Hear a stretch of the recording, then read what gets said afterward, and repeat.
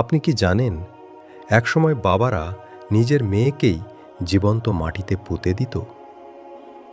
Video শুরু করার আগে আপনি যদি নতুন হয়ে থাকেন, চ্যানেলটি সাবস্ক্রাইব করুন, কারণ আজকের গল্পটা আপনার হৃদয় কাঁপিয়ে দেবে।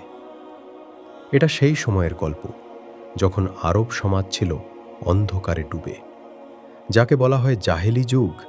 সেই সময় মেয়েদের বোঝা মনে করা হতো, জন্ম নিলেই লজ্জা। অনেক বাবা নিজের মেয়েকেই মেরে ফেলত।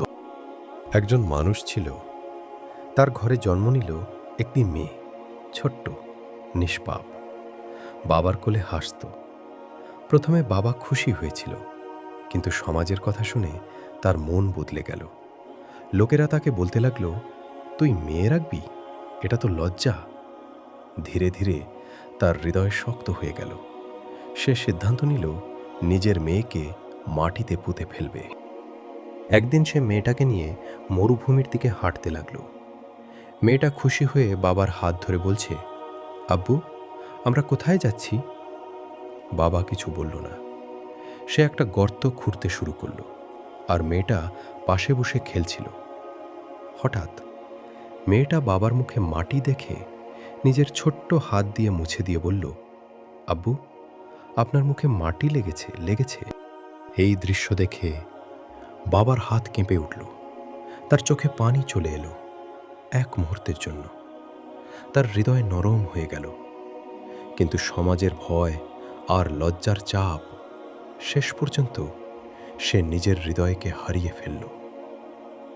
কিছু বছর পর এই আরব ভূমিতেই আসলেন মহান নবী মুহাম্মদ সাল্লাল্লাহু আলাইহি ওয়াসাল্লাম। তিনি বললেন, মেয়েরা আল্লাহর রহমত। তিনি শিখালেন যে মেয়েকে লালন পালন করবে, তার জন্য জান্নাত। আর ধীরে ধীরে এই নিষ্ঠুর প্রথা বন্ধ হয়ে গেল।